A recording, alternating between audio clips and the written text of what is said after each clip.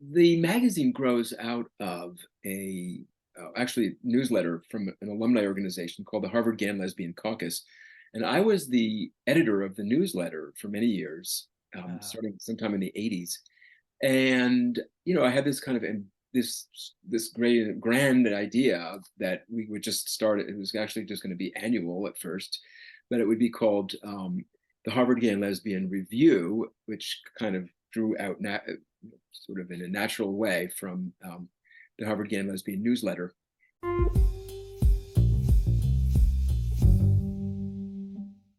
Want to listen to this Ivory Tower Boiler Room or True Crime in Academia episode ad free?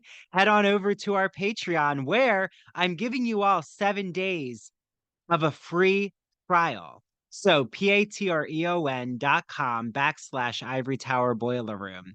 And if you join the ITBR professor level, which you'll see gets you access to all of our rewatch podcast series like Queer as Folk and Smash, and all of our Teaches series, including when we rewatched Scream with you all, when we discussed The Exorcist.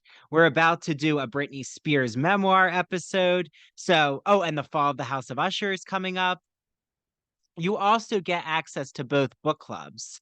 And while you're at it, while you're joining our Patreon, where you're getting your 7 days for free, I would really love if you make sure you like and follow us on Apple or Spotify, and please leave a review. It really does help us in terms of advertisers and sponsors.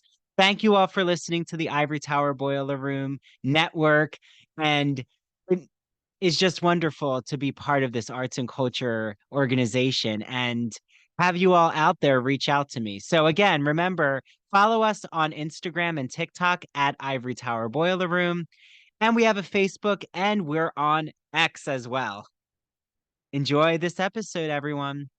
Ryan Reynolds here from Mint Mobile. With the price of just about everything going up during inflation, we thought we'd bring our prices down. So to help us, we brought in a reverse auctioneer, which is apparently a thing. Mint Mobile Unlimited Premium Wireless. How to get 30, 30, bit to get 30, bit to get 20, 20, 20, bit to get 20, 20, bit to get 15, 15, 15, 15, just $15 a month? Sold! Give it a try at mintmobile.com/switch. $45 up front for 3 months plus taxes and fees. Promo rate for new customers for limited time. Unlimited more than 40 gigabytes per month. Slows full terms at mintmobile.com. Your brain needs support, and new Ollie Brainy Chews are a delightful way to take care of your cognitive health.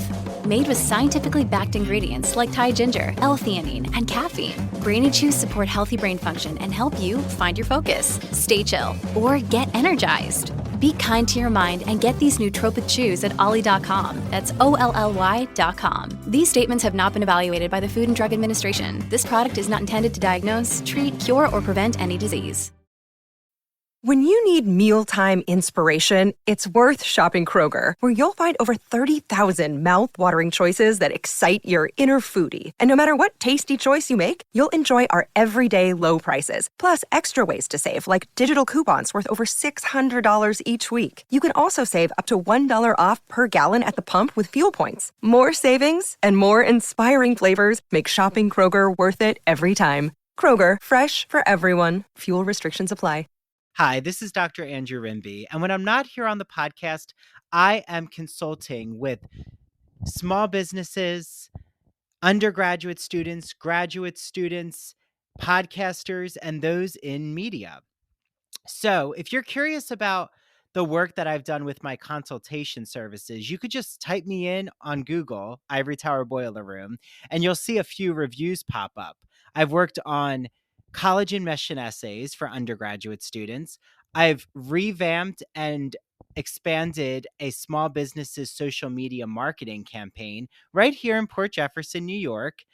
And I've also worked on a graduate student's thesis for her physician assistant program.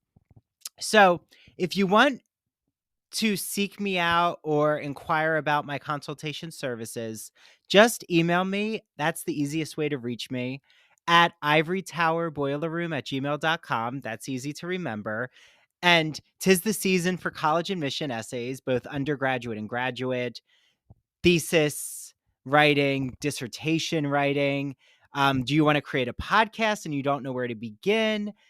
Media work, um, how to open a TikTok, how to start creating videos on TikTok, what to do with your Instagram.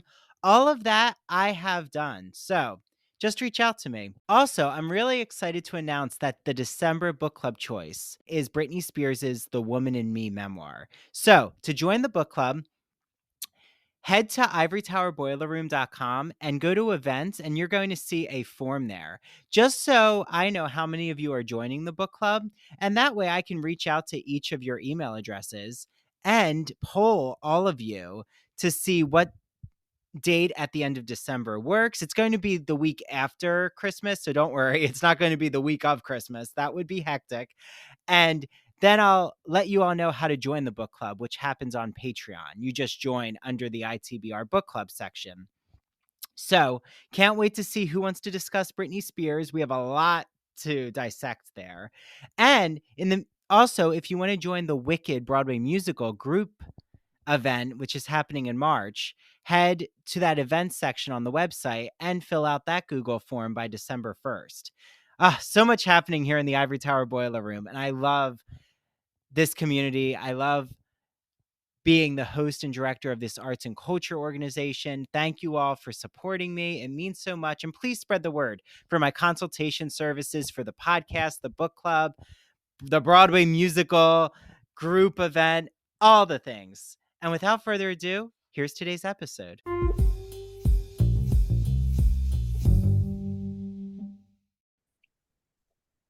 Hi, everyone. This is Dr. Andrew Rimby. Welcome back to the Ivory Tower Boiler Room. And if you're watching this on YouTube or on our Patreon, I have our lovely logo behind me. But actually, it's a very special episode, so I have to change my background because this is a gay and lesbian review fall episode, end of fall episode. And I am joined with the esteemed editor-in-chief and founder, Richard Snyder Jr. There you go. Got to get the junior part out there, Richard. So, Richard, welcome to the Ivory Tower Boiler Room. Thank you so much. Well, first, before we just dig into exciting, literature that you have out there, I have my lovely November and December issue in front of me. I know you have a 30th anniversary book coming out soon. Before all of that, I just wanted to ask, as the founder, how many years has it been that you created the Gay and Lesbian Review? Oh, I'm glad you asked that question because we're about to celebrate our 30th anniversary. The first issue was winter 1994. That was back when we were quarterly, and so that's why it was winter. We are now bi-monthly, so our 30th birthday will be celebrated with the January-February issue. But instead of having an issue, we're actually going to replace it with a book. We've done that before on special occasions. And so this will be actually the third time that we've published a book in lieu of an issue. And it's kind of a retrospective. You'll probably ask me about it more later, but just to give a quick little overview, the concept is that we're looking back over 30 years. And so we have this wonderful artist named Charles Heffling. And so this is actually part two of a book of his wonderful illustrations, accompanied by some brief-ish passages that are from past issues that give a little summation of the various individuals, LGBT people who are showing, whose illustration is being presented from Charles Heffling. And so that's what's upcoming in our January, February issue. So long way of answering. We've been doing this for 30 years. Yeah. So if you're currently a subscriber like myself and you and Steven is Richard's partner. Is that the right terminology, Richard? Actually, he's my husband. Your husband. Okay. We I'm got married very careful. Yeah. Well, I mean, we've been together actually for 24 and some odd years, but we got married just last year in 2022. And so and his name is Stephen Hemrick. He's the publisher of the magazine. And yeah, we're married now. Yeah. So what I think is so fascinating is not only happy 30 years, I also am just curious, what is a major distinction between that first issue compared to, the beautiful magazine that I now hold in my hands from I could November show and you. December. Hang on. I can So you show actually you. have the first issue. Yes, right Oh, here. wow. We have all of the issues are here. So because I think it is actually very revealing. So it was all in black and white. It's just Oh, this very wow. simple design. Um, and it was 32 pages long, I Oh, think. and it's called the Harvard Gay and Lesbian Review, Yeah, too. back then it was, yes, we were the Harvard Gay and Lesbian Review for our first 6 years or so. And after that period, in the year 2000, I think our very first issue of the millennium, of the new millennium, we changed our name. We dropped the Harvard and became just the Gay and Lesbian Review. And we added Worldwide, which we don't use all that much, but officially our name is the Gay and Lesbian Review Worldwide. And we've been using G and LR because it's old fashioned. I realize gay and lesbian it's too exclusionary. So we try to just say G and LR and go by letters, kind of the way the NAACP does. It's like you have a name that's kind of from a different era, but if you just reduce it to the letters, somehow it doesn't Mhm. sound so bad. Yeah, well, and we're the ITBR. So, yeah, acronyms are enjoyable. Yeah, the And ITBR. Yes, that's yeah, a and good one. Yeah, and for everyone out there, I actually had Martha E. Stone, the literary editor of GNLR, has been on the podcast, so you all can listen to that episode from the spring. Um, and she gave us so many recommendations of what to look forward to in the summer. Um, has there been a major difference after Harvard no longer had, was it an ownership, Richard, or they had some kind of say in it? Yeah. Oh, yeah. So uh, the magazine grows out of a actually newsletter from an alumni organization called the Harvard Gay and Lesbian Caucus, and I was the editor of the newsletter for many years, starting sometime in the '80s. And I had this kind of this great grand idea that we would just start. It was actually just going to be annual at first, but it would be called the Harvard Gay and Lesbian Review, which kind of drew out sort of in a natural way from the Harvard Gay and Lesbian newsletter. And that then it very quickly became a quarterly magazine, and it very quickly outgrew Harvard in the sense that we were now distributing not just to our alumni, but to people across the country. And so that continued um, for a number of years, but Harvard did come to us in, I think, 1999 and said, we love the magazine and we understand you came by the name honestly because it is an alumni organization, but you really don't have an official affiliation with the university. So, in order to continue using the name Harvard, you'd have to get a school or a department to sponsor you with a Mm. faculty sponsor. And so we thought, well, we could do that. We could try to do that. But you know what? Um, we're happy not using the name Harvard. We've kind of outgrown that at this point. So we gladly dropped Harvard in that year, and then, as I said, in 2000, we started with our new name, and we've been bi-monthly with just the name, the Gay and Lesbian Review, ever since. Well, so it must have also given you a type of entrepreneurial creative freedom in a way, I'm assuming, to like not have to be beholden to a university's department, which might object to certain articles or could object to certain contributors. Like you'd have to go through a rigmarole in a way. It would have been a cumbersome process, and they probably would have wanted it to be like a refereed journal, which Mhm. it's not. It's a magazine, and we've always called it a magazine. And so, yeah, I would have lost all kinds of editorial control, and I don't even know what the implications would be. We thought about it for maybe 8 minutes total before rejecting the idea and saying no, that's fine. Actually, it turned out for the better, really, because a lot of times we would go to like the old outright conferences and various expos, and people would come up to us and say, "Oh, sorry, I don't have a Harvard affiliation, so I can't subscribe." And so we had to explain to people, no, no, no, you don't need a Harvard affiliation. It's called the Harvard Gay. So actually, we felt like we did better once we dropped the name, because then people realized, look, this is for everybody, or certainly everybody who's interested in LGBT issues. And so that worked out quite well, I think. Well, and now you're also here in the podcasting space with me, I love, amplifying the GNLR, having you as an official sponsor. But you also had William Kaiser had done a special podcast. So if everyone searched Gay and Lesbian Review right now on Apple or Spotify podcasts, they would find, do you remember, Richard, what that special podcast is that William did? It was That like called Popular. Popular, it's called. popular. You can look for Okay. it that way. Yeah. Simple title, much more complicated podcast than the title would indicate, because it was kind of about Washington, D.C. and being gay there, and this little experiment that he did. Could he become one of the popular people in the LGBT world? What would it take, and what would it mean to be, popular? So he was kind Yeah. of exploring this idea of, I don't know, reputation and popularity, and how that works in the gay world. I say the gay world because it probably is kind of a gay male world that he was dealing with, because he was going out to the clubs and stuff. So I think this is one time when we can be forgiven for just saying it was kind of a gay oriented podcast.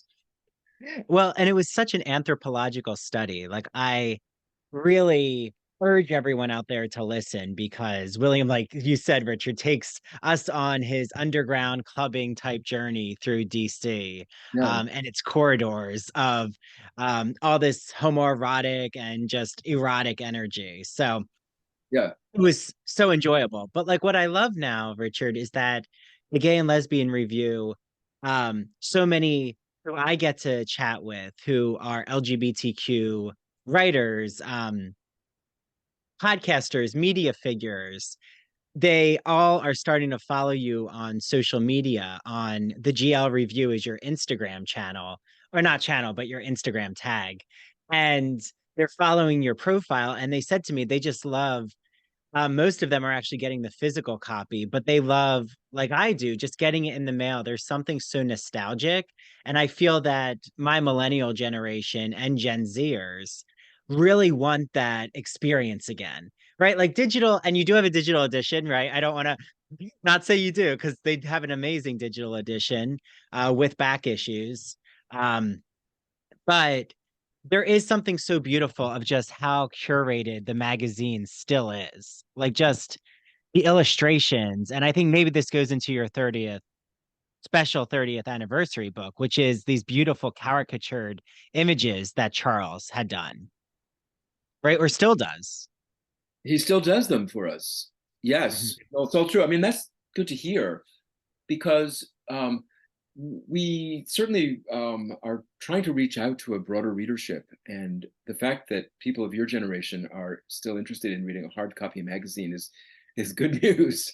Um, because many publications, as you know, have simply gone online or abandoned hard copy, and there is perhaps something a little nostalgic. I think that's, a nice way of putting it. You could say it's retro, Mhm. or it's just a fossil, depending upon how you want to look at it. But we've kept it going for all this time, and we've found that despite predictions that we wouldn't be able to endure for much longer as a hard copy magazine, we have. So so far so good. We have no plans to go digital exclusively, although, as you say, we do have a digital edition, and we would love people to subscribe to that, because we think that's kind of our future. But oddly enough, the digital edition hasn't taken off as much as we would expect or like. So anybody who wants to subscribe to the digital edition, it's exactly like the magazine itself, except you only see it online. You see it on your iPad or your Kindle or whatever device you use.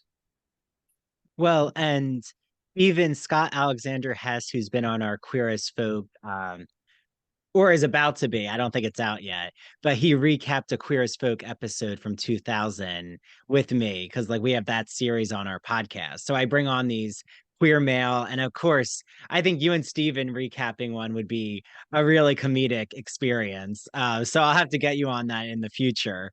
But like what I love is like then I saw he had a Here's My Story about his new novel, A Season in Delhi.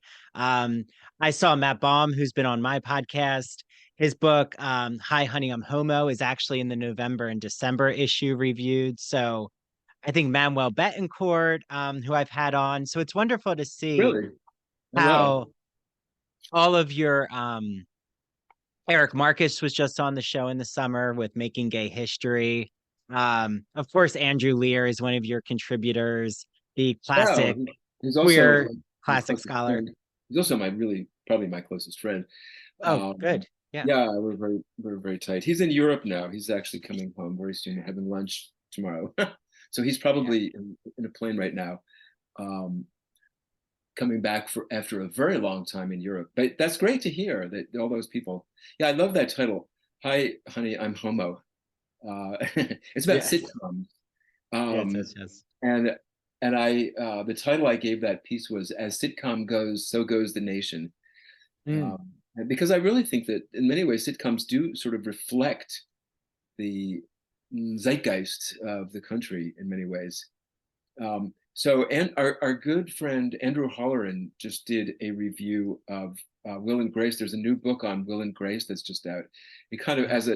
as a phenomenon. So that's another major article that we have about a sitcom, um, and and again this the kind of cultural significance Mm. of that as a phenomenon, but also as maybe a change agent to the extent that Will and Grace did, I think, open people's eyes and for at least some people made it okay to be LGBT. And it was pretty cool. It was a pretty cool show in some ways. Well, and it has the iconic gay best friend. I don't know if you know Nicholas Di Domizio, but he's a novelist and he came on to discuss his new novel, The Gay Best Friend. And we played this whole like game that I did with him about iconic gay best friends from TV shows, films. And Will and Grace really does have a staying power. I agree with you, Yeah, Richard. But what's interesting is we've gone away from the sitcom world. I'm not sure if this is where Andrew Holleran, I have to read that article, but we're now really in reality TV universe. And I'm wondering, is that just because of social media, um, influencers, TikTok, attention spans are shorter? People kind of want to see reality reflected, even though reality TV is not reality, but that's a whole other conversation about producers and they have to create narratives. it Do is a you different think conversation. yeah, like, do you think that those who contribute to do reviews for TV and film, has there been a real change right now? Like, where do you see TV and film when it comes to the queer community?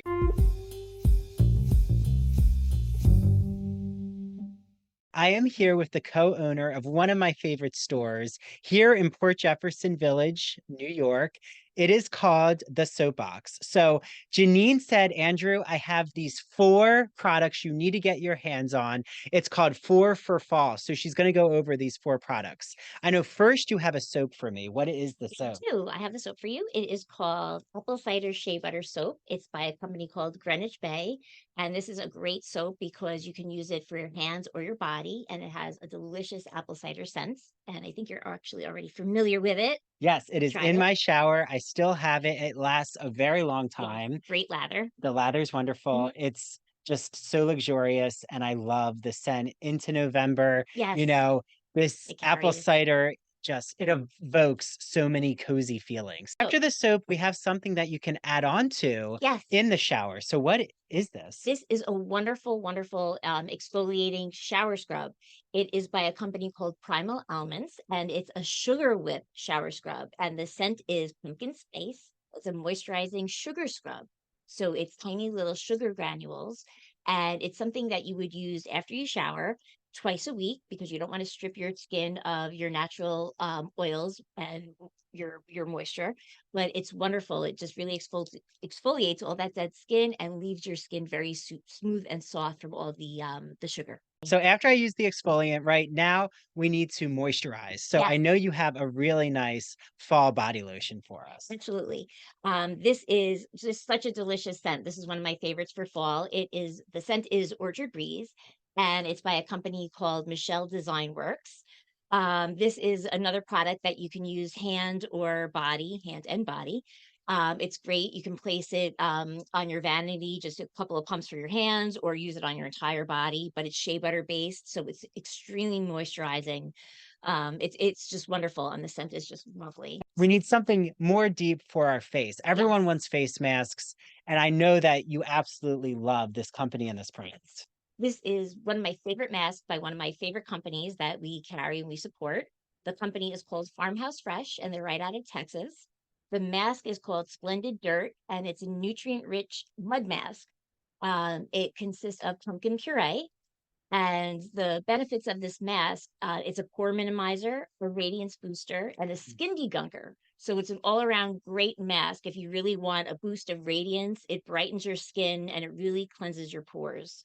If they live on Long Island or near Long Island, what is your address for them to come into the store? We're located at 18 Chandler Square in Port Jefferson, New York, right in the village. And if you can't make it, you have to come in because we just have so much fun stuff in here, so many wonderful products. But if you can't make it in, please give us a call. We're more than happy to ship any of these wonderful products to you. Call us at 631-509-1424. You could always reach us on Instagram at the Soapbox NY, or you could always check us out on our website, Soapbox NY.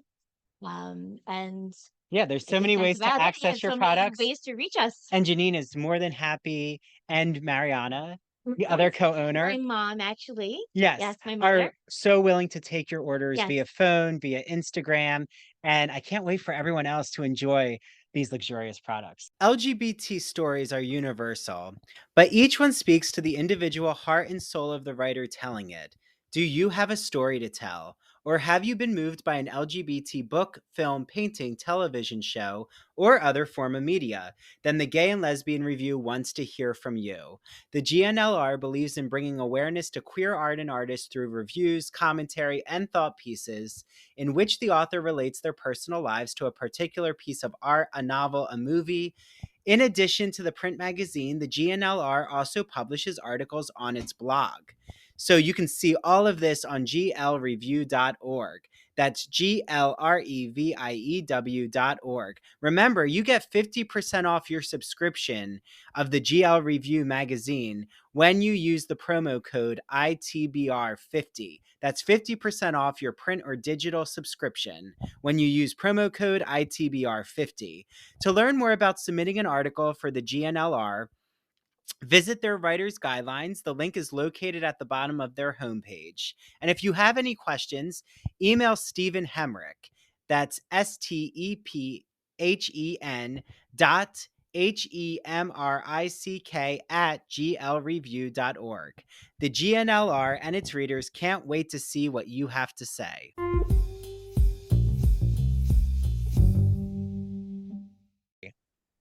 TV and film. I mean, every once in a while, a movie comes along like Brokeback Mountain, or Call Me by Your Name that breaks through and gets watched by a mass audience, or at least a lot of people. But other than that, I think it's still pretty ghettoized. Mm. Yeah, I mean, like we just saw this just a few days ago. We saw this crazy movie called Dix the Musical. Oh, With yes, yes, yes. I wanted to see that. it's funny, it's Is it campy. good? Yeah, yeah, it is. I mean, it's not a serious movie. It's kind of a Mhm. silly movie, but it's campy, good fun. But it's just an example of, I think, one of many movies that will only be seen by an LGBT audience. I, I mean that's the way I see it. It's great that we have our own movies, and it's great that people go and see them or rent them, or so that it's been for quite a few years now. I think we've had a constant stream of LGBT films, um, but I think we're still kind of in our own little ghetto in many ways, for what Yeah, that's I worth. I have to watch that now. I'm like, I need to add Dix to the list. But I do think there's a movie coming out in December during the Christmas season that's going to really cause a queer female wave, which is great. The Color Purple musical. Oh wow, as a movie. Yes, so it's now an adaptation of the musical So redoing it for film, but Whoopi Goldberg's behind it, Oprah. So it's kind of like the same team that was behind the original Color Purple film Oh, cool. coming back for the musical. The musical, a musical version of it. Well, I guess you can make a musical out of almost anything. It's really Yeah. incredible. I did see it on Broadway. It's very good. Oh, it's very, The musical. okay.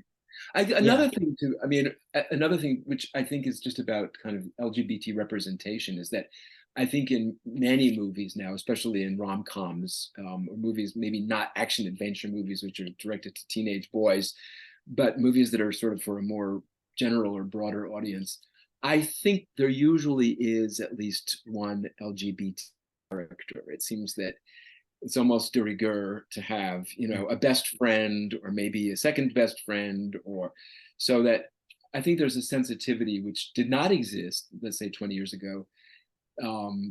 That yeah, I mean, we're part of the world, we're part of the community, and there is often a feeling that there should be some kind of LGBT representation, even in movies that are basically straight or pitched to a mainstream audience. And I think streaming services are actually doing an excellent job. In my opinion, Richard, this is just my hat, because TV is just less expensive to produce, and you have more options with your streaming venues where you can option the rights for a TV show. That there's so many LGBTQ characters, like you said, intersected and placed into narratives. Like I'm watching The Fall of the House of Usher, and that's a really queer show right now. There's The Gilded Age has come back for its second season, and there's queer male storylines. Downton Abbey had a queer storyline. That's interesting. There was also, So yeah. there was that series with Neil Patrick Harris called Uncoupled, which was again one of those. I mean, Stephen and I have gotten really into those series, which I'm not a TV person and I don't watch much primetime TV, but some of those series are really good. They're addictive and they're just really well done. And I mean, I don't think Uncoupled was all that special. We reviewed it in the magazine, and I think the reviewer liked it. And well, what's not to like? It was funny. It was kind of light. In fact, I think they're coming back for another season. I think Oh, I read. good. Yeah, I'll 'cause I have think to watch it. Yeah. they've had 2 seasons so far, and we're still wondering whether Neil Patrick Harris is going to get back together with his boyfriend, whose name I forget. But I mean, we've been just like working our way through The Marvelous Mrs. Maisel, and So good. it's not at all gay, but No, but it's campy. I it's mean, campy in its own way. Yes, it is, yeah. and it's a great series. Um, Yeah.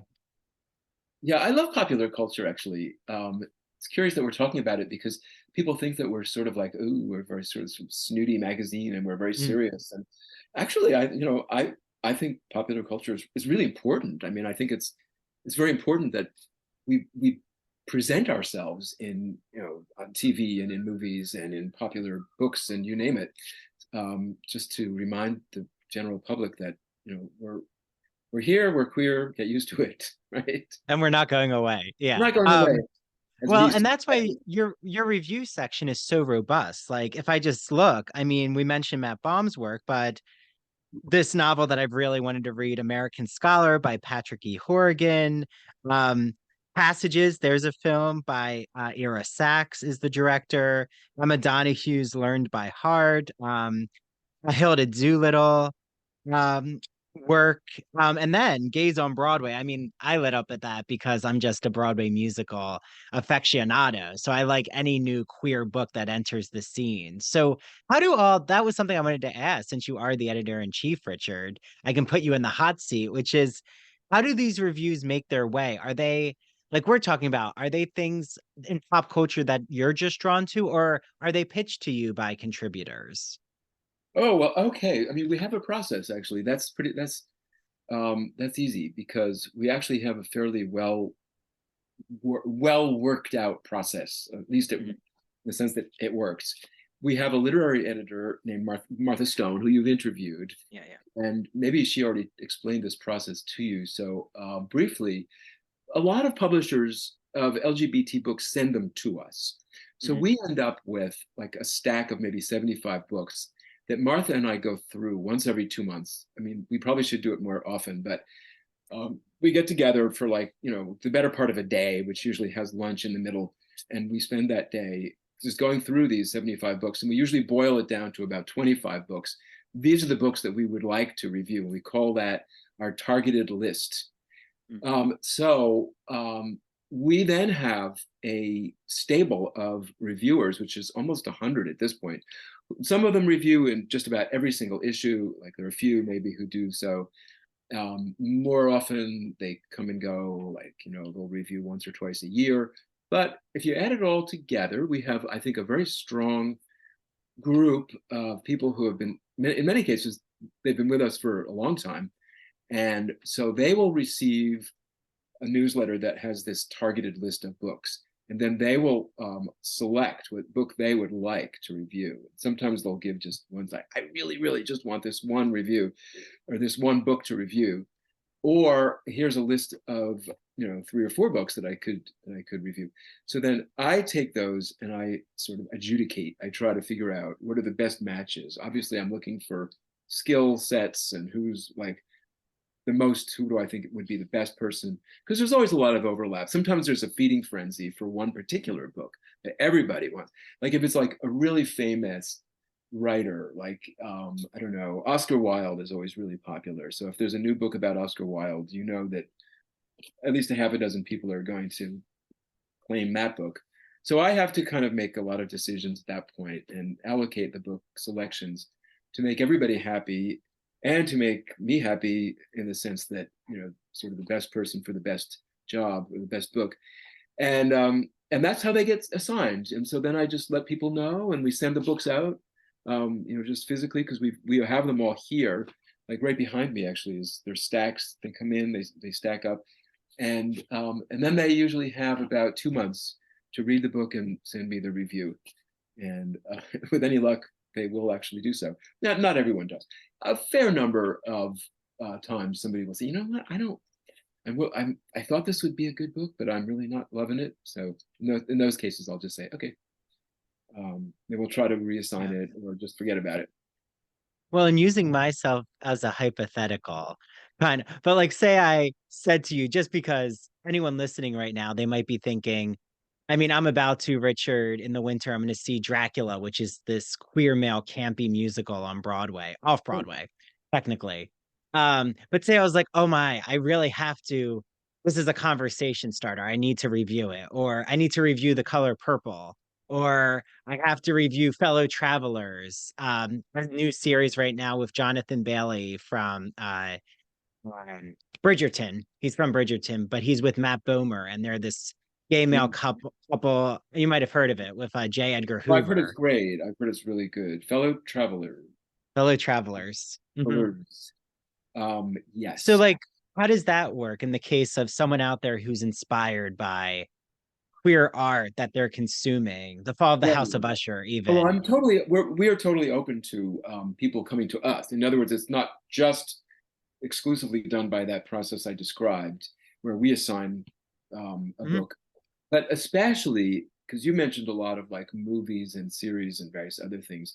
And since we don't really have that same kind of process in place, it's great when people come to us with a proposal.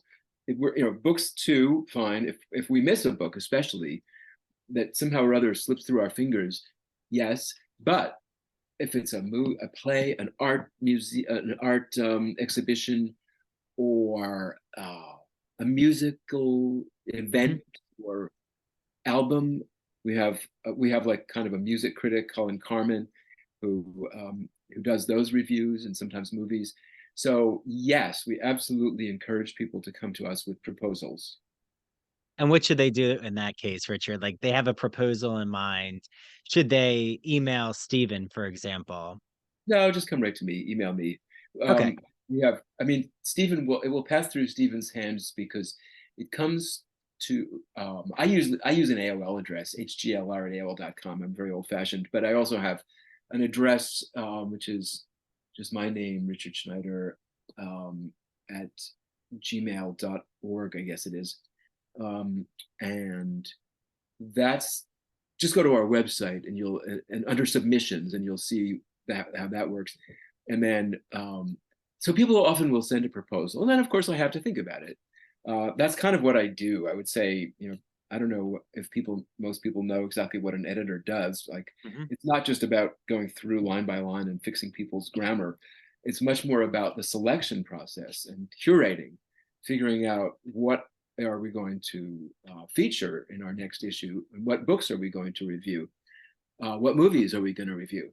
So there's always like a lot of decision making and back and forth, and sometimes persuasion, and sometimes I'll say, dude, you're really going to have to persuade me on this one because I don't know.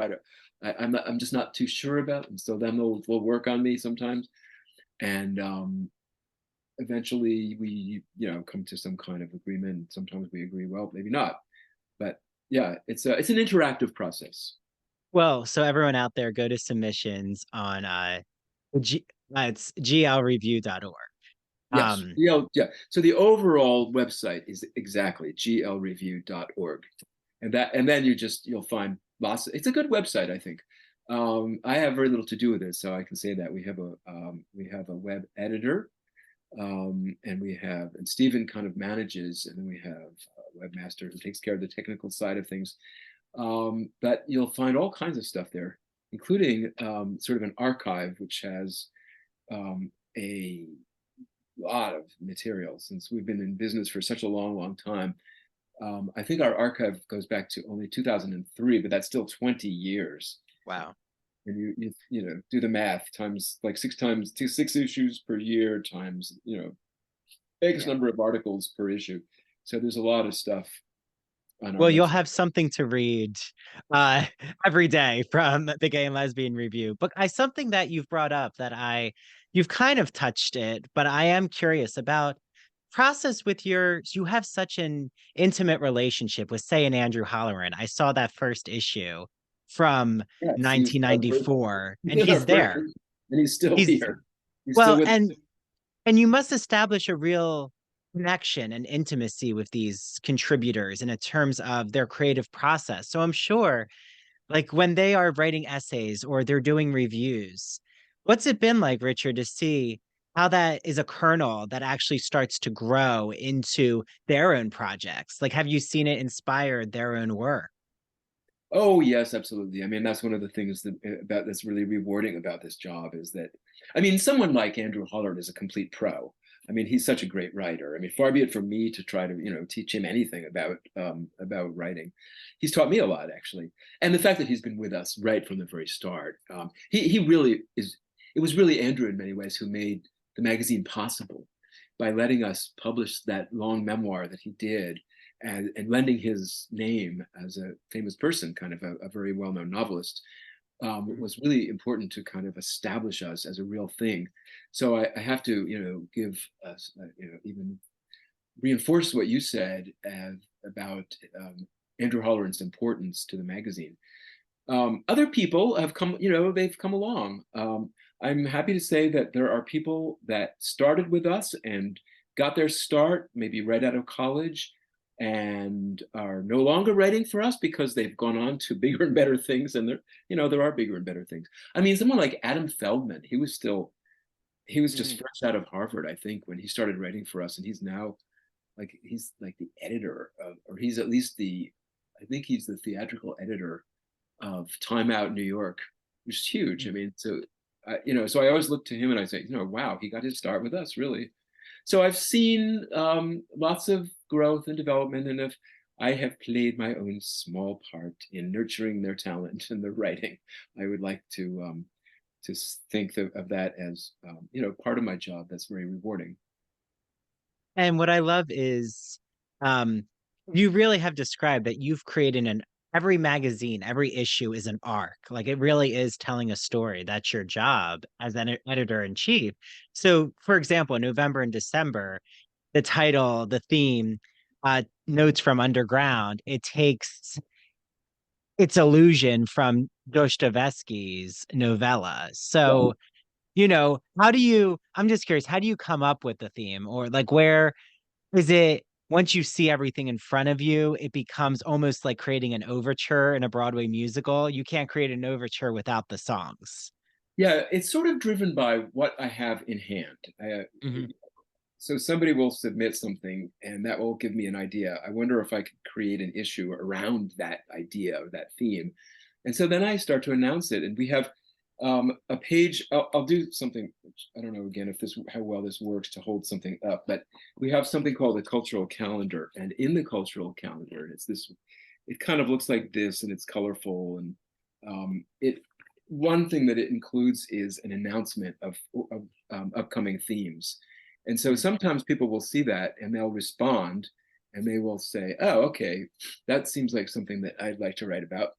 But very often the theme just kind of, I don't know, gels, or I just look at what I've got in front of me and I say, oh, okay. Now I have to admit, like Notes from Underground is a little bit of, I cheated a little bit on that one because the term underground can mean different things.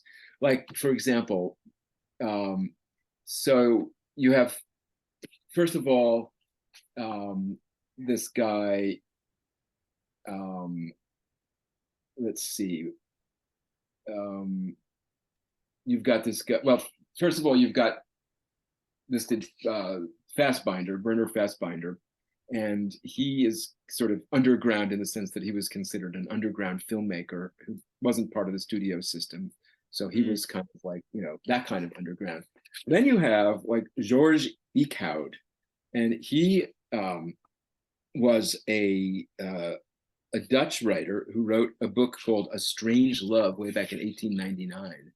And it was really quite shocking for its time because it's clearly gay. It's clearly about same-sex physical contact. It's not pornographic because you could only say so much, but it's quite clear what he was up to. So that's underground in the sense that it had limited distribution, and it was kind of just one of those naughty books that got published and read probably by a handful of people.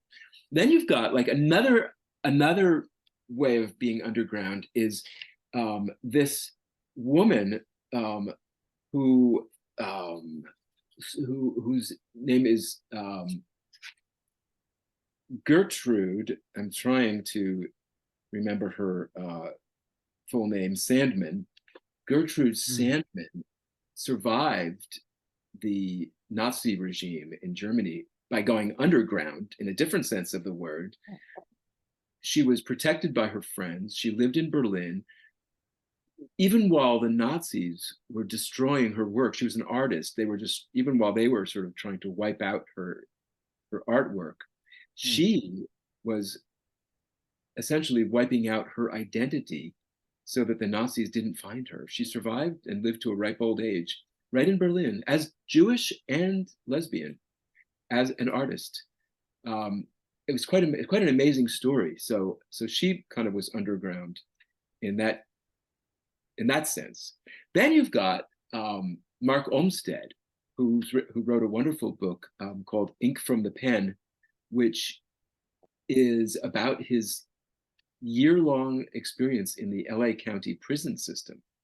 It was for drugs. It happened quite a number of years ago, but he kept a diary. He's a writer. He's a wonderful writer. And the book itself, I would recommend. It's called Ink from the Pen, once again. And he describes what it was like to be a gay, HIV positive dude in the LA County prison system.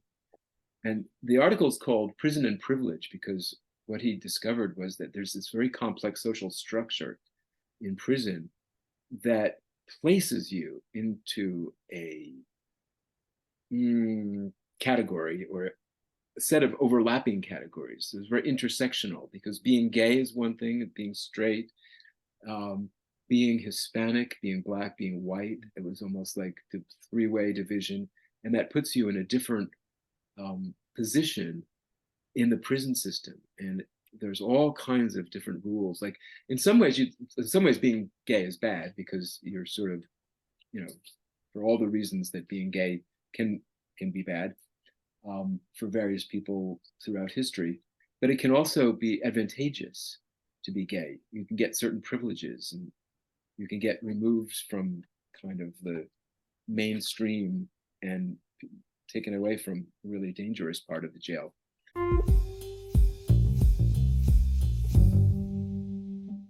Hi, this is Dr. Andrew Rimby, and I'm so excited to shout out the Gay and Lesbian Review, who is helping to sponsor the ITBR podcast. For all of you out there, the Gay and Lesbian Review is a bi-monthly magazine where you can discover new things about gay and lesbian literature, history, and culture. And the GL Review publishes essays in a wide range of disciplines, as well as a slew of reviews of books, plays, and movies, and a number of special features, such as artist profiles and their popular art memo column. Each issue of the magazine brings you consistently intelligent, lively, thought-provoking articles focused on a unifying theme. For example, their September-October issue centers on the theme Cracking the Closet. So, starting in the 19th century, a number of artists and writers found ways to crack the closet by expressing their sexuality between the lines or in the interstices of their work. For example, Ignacio Darnad, who is a friend of the ITBR podcast, he's been on our show, writes all about illustrator J.C. Leyendecker, whose work for Ivory Soap and Arrow Collars gave him plenty of opportunities to draw pictures of well-dressed and at times scantily dressed American men. And you also can find an article by Vernon Rosario, who has been on the podcast, and he talks about the quest for sex in the Middle Ages. So, to subscribe, visit glreview.org. That's glreview.org. Click subscribe. So on their website, go all the way over to the right-hand side and you'll see the button subscribe. Click subscribe and enter the promo code ITBR50 because you're getting 50% off your subscription to the print or digital edition of the Gay and Lesbian Review magazine. I can't wait for you all to have your copy of the Gay and Lesbian Review magazine, and make sure that you take a picture when your magazine arrives or when you're reading it online and tag the GL Review on Instagram and ITBR, and we'll share it out in our stories. Enjoy your reading, everyone. Hi, everyone. This is Dr. Andrew Rimby, and I am so excited to be talking about Broadview Press. You might be asking, what is Broadview Press, Andrew? Broadview is an independent academic publisher in the humanities that produces high-quality, pedagogically useful books for use in university and college classrooms. They publish in the humanities, mainly English studies, writing, philosophy, and history, just to name a few genres. And recently, I had on Dr. Jason Holt, who wrote all about the philosophy of sport. And what better summer episode than to talk about what happens when a philosopher dissects the beautiful aesthetics of sporting culture. In the spring, I had on doctors Kyle Stedman and Tanya Rodriguez to talk about what is sound writing, how to make audio projects in the college classroom, how to even have your students create podcasts. And then in the winter, I had on Dr. Jeffrey Weinstock. He talked about analyzing pop culture. Yes, I even sneak in some Real Housewives questions and how to teach composition and make it fun. He uses this whole metaphor about being a mad scientist in this gothic lab. And in the fall, I had on Dr. Ann Stevens, and she talked about literary theory and criticism. And yes, the university season is upon us. So, what better way to talk about the college classroom than to actually understand what is literary theory? That's a wonderful episode for all of you out there who teach literary studies. I love Broadview Press. Make sure you use their exclusive code. It's Ivory Tower on broadviewpress.com. You get 20% off all Broadview Press publications. Okay, until the next Broadview Press interview. And now back to the Ivory Tower Boiler Room.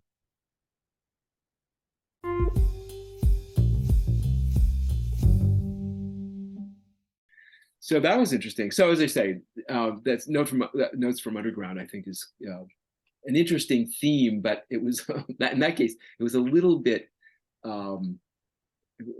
contrived in the sense that, because the word underground is being used in a number of different ways.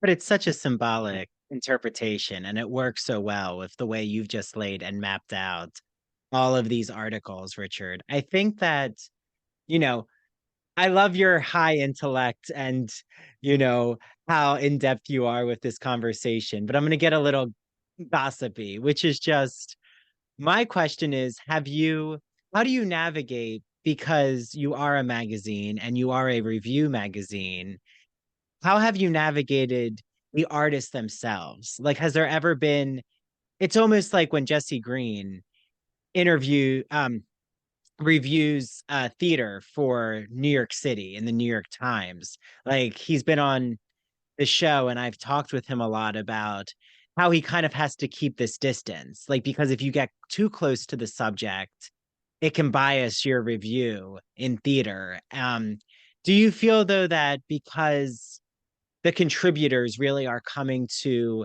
you with their knowledge or just their passion, you don't really have to worry so much about how an artist or a creator is perceived from a review that's written? Well, I'm very careful about. I mean, I think there are a number of questions there, but I think I'm very careful about trying to keep a kind of wall of separation between a reviewer and the work being reviewed. So, and I'm always a little alarmed. It happens quite frequently that somebody will say that, "Oh, I was in touch with the author of this book who I may or may not know, but who sent me a copy of their book." And, that already I'm a little nervous, because that means you've already had some kind of interaction with the author. And I really do think it's important to have as much objectivity as possible, and therefore as much distance as possible. So to the extent that I'm able as the editor to sort of like keep a sort of separation between the reviewer and the author or the director or whatever, I do it. I think that's important. And I don't like it when, I particularly don't like it when authors of a book come to me and recommend somebody who they think could review their book. Oh, Um, I think that's inappropriate. So obviously, no, that's not going to happen, because you already sort of hand select, if you as the author of the book have already kind of hand picked that person who you think is going to be a good reviewer, maybe maybe they would be a good reviewer, but it seems there's already a kind of bias. You've chosen them because you think they'll give you a good review. Now, I would say most reviews probably are favorable, but certainly not all. I mean, there certainly are some reviews that are either lukewarm or quite unfavorable. And when a reviewer comes to me and says, I don't really like this book very much. I think I would have to give it a bad review. So what should I do? I'll say, give it a bad review. I mean, you have to be honest. You have to call it the way and sometimes people will just say, look, I feel very uncomfortable doing that, so I'm going to withdraw. Okay, fine. I can't force you. But I will always tell people, that's what a review is. A review is supposed to be a dispassionate appraisal of a book that will enable readers to make a judgment as to whether they want to buy that book and read yeah. that book. Yeah, exactly. So, but you've never really had to worry about the creator themselves banging down your door. Oh, And I always have to worry about that. Oh no, it's like, going back to Andrew Holleran said, right from the, so, you're going to be a lightning rod if you do this, and if it works, you will be a lightning rod, because of course writers have egos. You spend a huge amount of time. People don't realize how, well, of course they do. Writing a book is quite a hard thing to do. It's a major investment, and of course you've poured yourself into it. So people have a lot invested in their work, whether it's a book or a movie or anything else. And so there are sensitivities, and people are going to get upset if they don't like the way their book was reviewed, and they particularly might get upset if a book is passed over, if we don't review a book. I do my best to cover as many books as we possibly can, but of course we can't cover them all. So there's always that. But I think you're also hinting at a question about the exact interaction, or the interaction that I have with others, and does that sometimes get testy or heated or difficult? And the answer is, of course, of course it does. I'm a pretty hands-on editor. I mean, I when somebody turn something in, I always go through very carefully, and the range can be from, okay, that's almost perfect, I have almost no changes, maybe a comma here or there, just things to get us up to GLR style, all the way to, fairly thoroughgoing rewrite on my part in some cases. And so when you do that, people, and I always tell people, look, I do the least that I think I have to. And I always run it by. I will never just publish something without getting complete permission from the writer to make sure that they're okay with it. But there's a process. Sometimes people are, a little upset about the way I edited something, or they think I went overboard, or they didn't like that I cut something. And it's almost always amicable, and I am always willing to negotiate, and I will usually do if it's really important to the writer, I will almost always take that seriously. But there's a negotiation process. And of course, there have been some, knockdown, drag out fights where I didn't talk to somebody or they didn't talk to me for 5 years, or, yeah, I mean, that has happened on a few occasions. But I will say, in almost all cases, we make up, and eventually everything is fine. But that's what you'd expect, really, in this business. It's, different people have different feelings, and so it just comes with the territory. Well, and I think, like, as we're nearing the end, something that I just find so refreshing about what even drew me to the Gay and Lesbian Review and allows me to be here with you, Richard, full circle, is something that I just value, which is free speech, which is um, being so individualized with our ideas, our authenticity. So even like when wrote a piece about politics and Biden and like exposing right-wing conservatives and how they're using transgender um individuals as scapegoats, it shows me that you, as the editor-in-chief, you're able to take on a certain vulnerability with your own beliefs. Like, you're okay to be out there. Is that something I'm assuming that you really value in the magazine, is that each writer, including yourself, has their free speech and their own values represented, that they're not going to be censored? Oh, absolutely. I mean, of course, I value, range of, I mean, I don't push any particular ideology. I mean, obviously I'm politically liberal. Of course, I'm Democrat. I mean, I have to just, be honest about that. I think it would be surprising if I were not. And I think probably that describes most of our writers and most of our readers. I mean, it's just like which party and which type of ideology has been favorable to LGBT rights and freedoms and promoting our lives and helping us, and which party and which ideology has been, stopping us and throwing up barriers every step of the way. I mean, I think it's pretty clear. But I certainly don't. But within that sort of broad range that, I think we all expect us. I will not publish something that is anti-LGBT, put it that way. I mean, we have a policy right from the very beginning. Mm-hmm.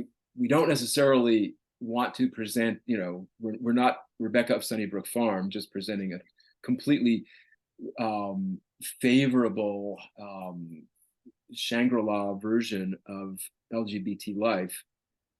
We want to deal with social problems as well. But we're not going to publish anything that's sort of like homophobic or anti-LGBT. Mm-hmm. Wait, does that ever actually get presented your way, Richard? Every once in a while, yeah. Every once in a while, somebody will come, and it's always written kind of slyly, so that between the line, it takes a little reading between the lines to realize, oh, they're basically they're basically trying to undermine LGBT rights in a way that's not as direct as, let's say, people on the Christian right are constantly doing. They're not Marjorie Taylor Greene, for example. But every once in a while, yeah, something comes along. You made a reference earlier, I think, to or you didn't specifically mention my BTW column, but I think something you said kind of reminded me of a little blurb that's in the current issue. This is this is kind of like pulled from the news type column where Mhm. I look for interesting um, little little stories that might have been missed that may or may not be the most important thing that's happening in the news, but have bearing on LGBT rights and life. And in many cases, there's like a certain irony or a certain weirdness to the story, which appeals to me for whatever reason. So I do that column in every issue. It's called BTW, and usually there's like 5 or 6 of these little squibs, which I spend a lot of time on because I try to make them sort of clever, and in some cases they're funny. I hope, at least they're supposed to be. Um, so that's where Well, I that's yeah. where I And present my there's politics, let's say. And a lot of them are about like the Christian right, because I'm not, or especially like evangelical Christians. The hard Christian right is definitely not our friend. So a lot of the articles are sort of exposing those people who are dealing with their shenanigans. yeah. Well, and one example is what I had seen circulating too, but that um like Christian right protest, there's a Biden sucks sign, and like That's the father's extreme. sons are holding it, and there's the cock on full display with Biden's face on the head of the On the head of penis, the on the penis. glands, I guess. The other plans, yeah. And And then like the sperm it's coming ejaculating. out says my kids. My So like kid I'm not. with an arrow, with a helpful arrow pointing up. I know. And this guy claims that this is somehow supposed to promote his anti-transgender agenda. And so what I point out is like, how? I mean, what is find the fit? How is that in any way related to a transgender agenda? Um, uh, by the way, the sign is 16 feet long. Your listeners cannot see that, but it is. And it's very, very long. And above the penis, it says Biden sucks. And as you say, it has other little weird things written on it. Yeah, it's like, what's he thinking? I don't.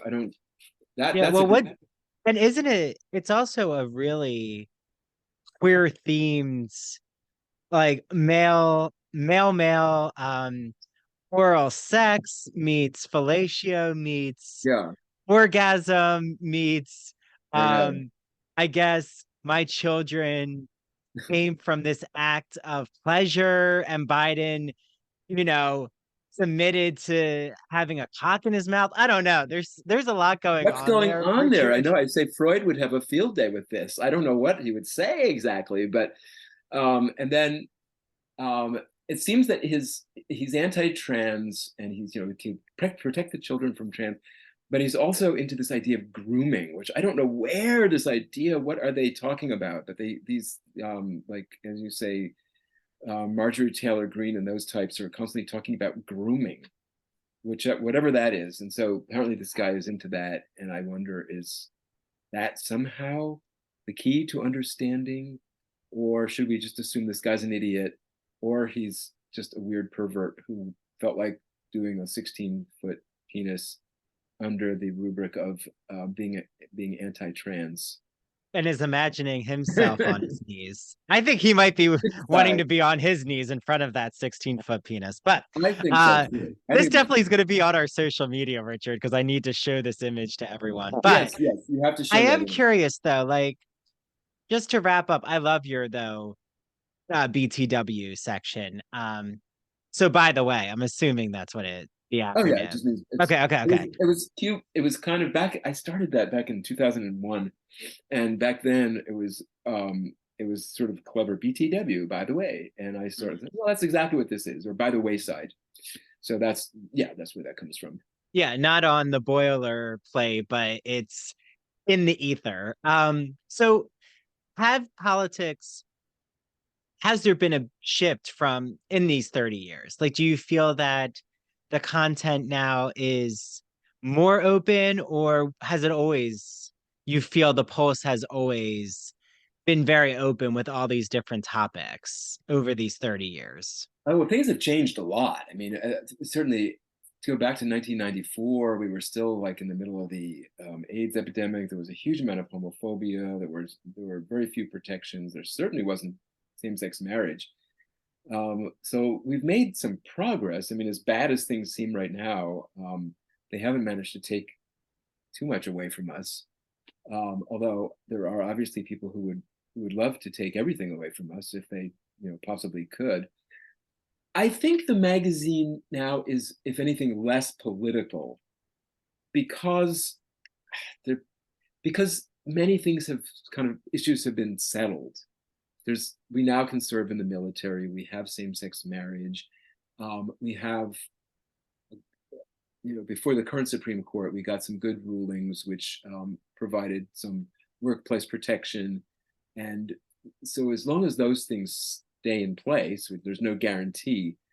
I think our focus has changed, and I think the magazine is really a lot about history and biography at this point, and I don't want it to become just sort of archival.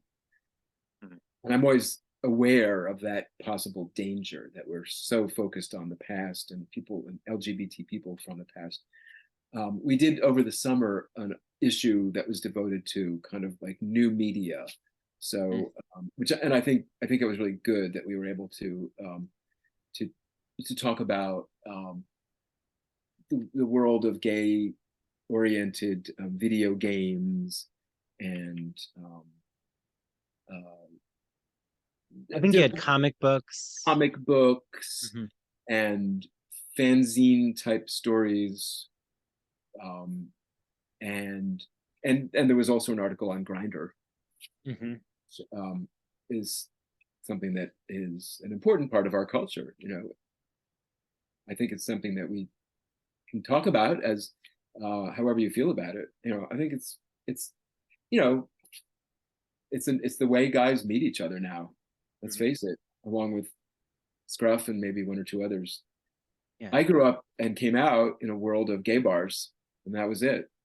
And it's now a different world, but that's fine. And that's something that we look. And that's something that we have looked at a lot because certainly the media, mass media, social media, Grinder, etc., have had a great impact on our culture and are very Yeah. central to our culture now.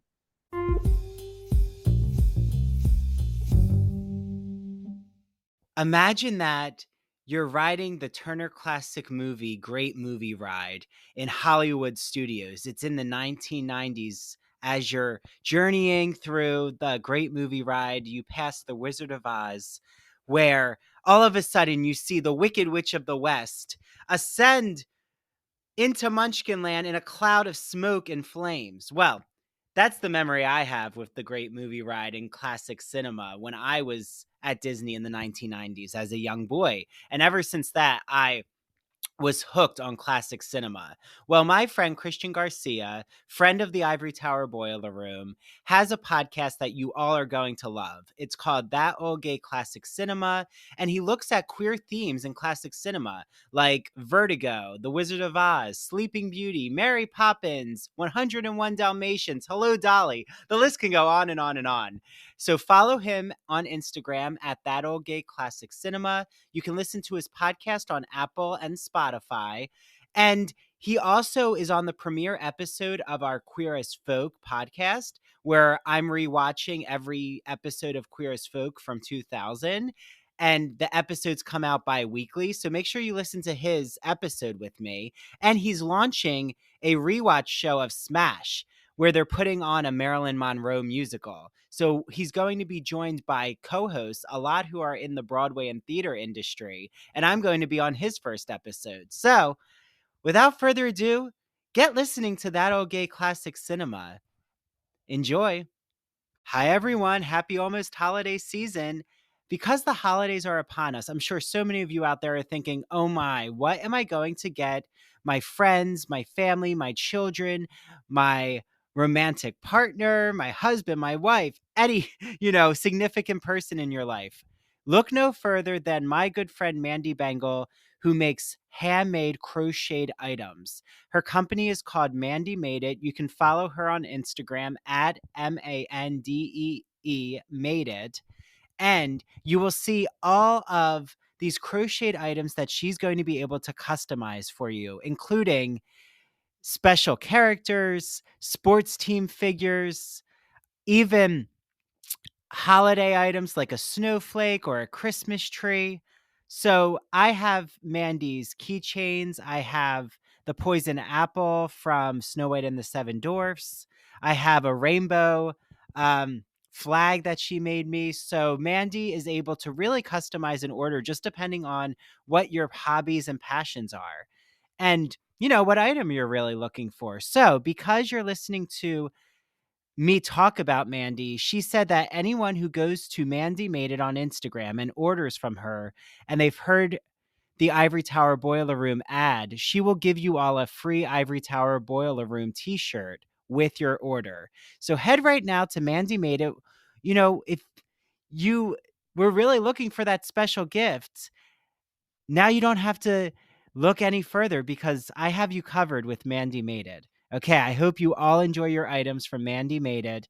And please make sure that you take a photo of your crocheted items so that we can share it out on our social media. I know Mandy would love that, and I would love to see what you all are ordering from her. She even has an adorable pillow called Netflix and Chill, and she has these cute coasters that she crochets for your favorite coffee or tea mug. So enjoy all your Mandy Made It products.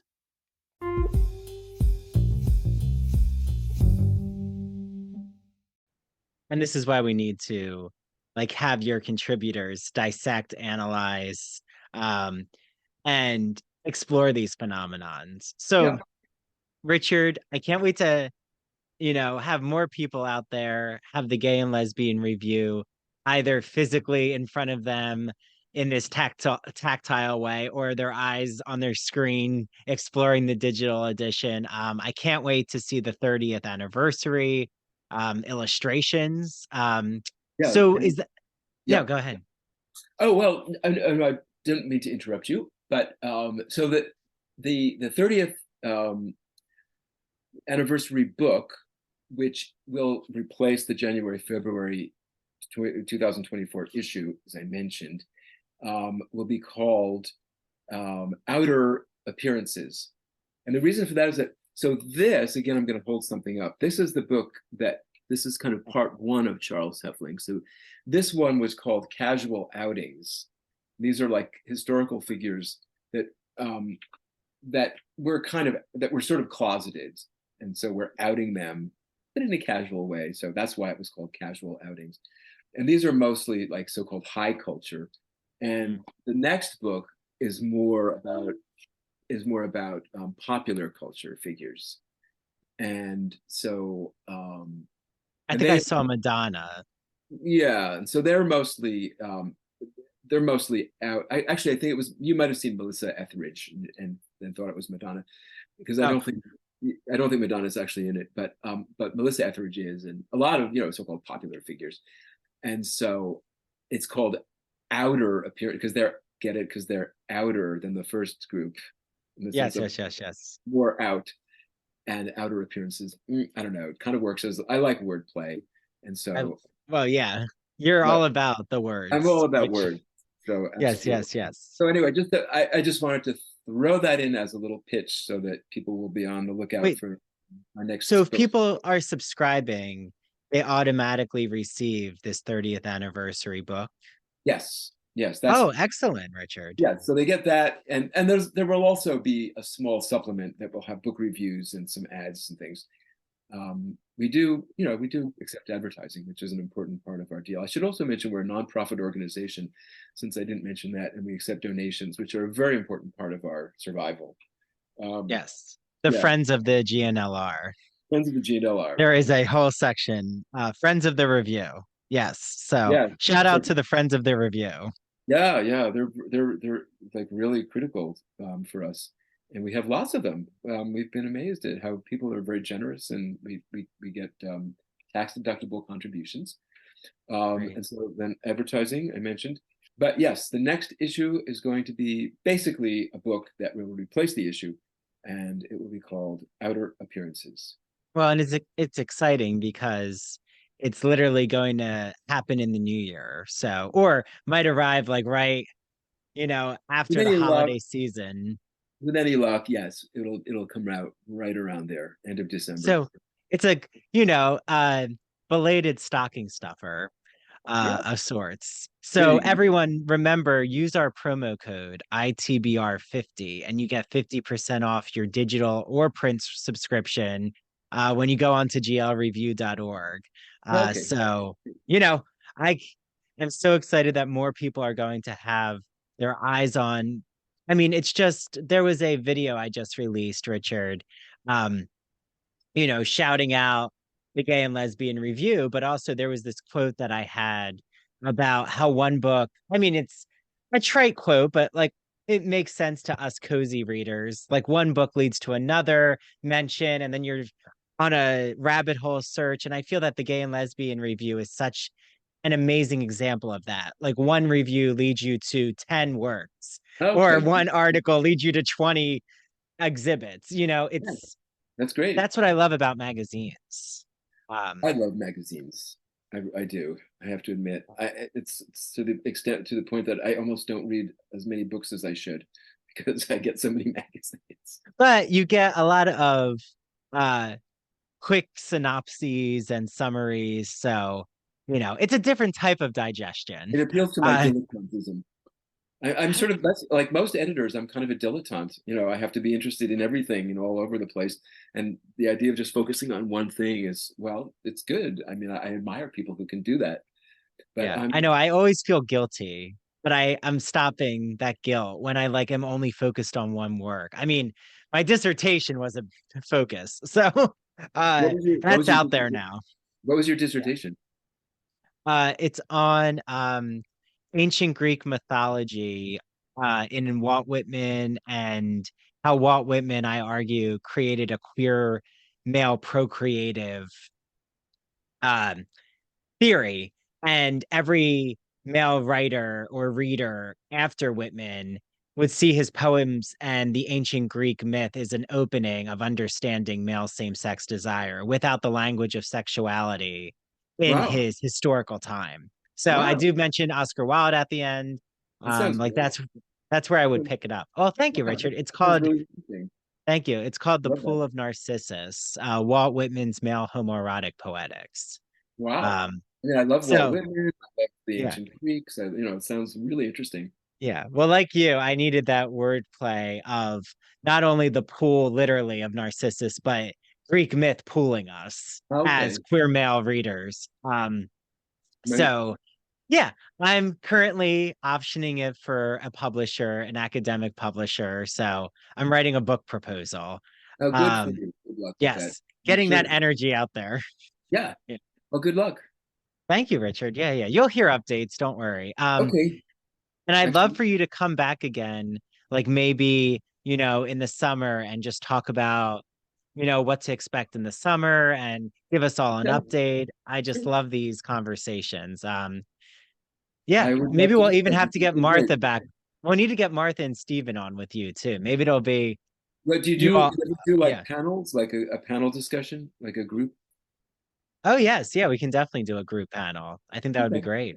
Yeah, maybe that would And, be. now that I'm doing a business meeting, but everyone listening in the audience can hear our business meeting, if ever there's someone who does a review for you and you want to put them in touch, um, there was a film, a TV show, or especially a film or a TV show, I'd love to Okay. have them on and we'll mention the GNLR review, but also recap that TV show or film. I think that would be a great fun, informal discussion.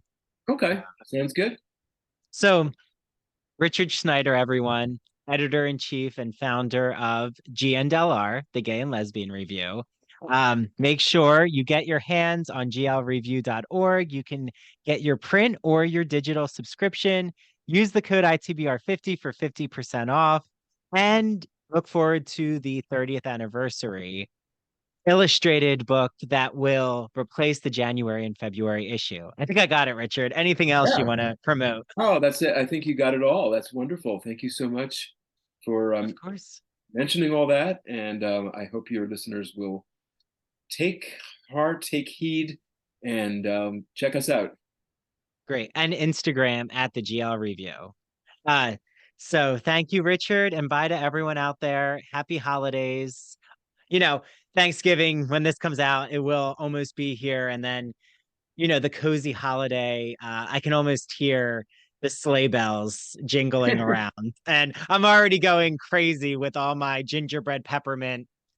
I love it. Every season, Richard, I'm like, actually, that's not true. The spring is less exciting for me, but the summer, the fall, the winter has a lot of enjoyable scents. The spring needs to step it up a little. Oh, okay. All right. We'll work on that. I think they need to, yeah, you need to talk to spring, Richard. Okay. All right. Well, Okay. thank you so much, Thank Andrew. you, Richard. Okay. Bye to everyone out there. Bye.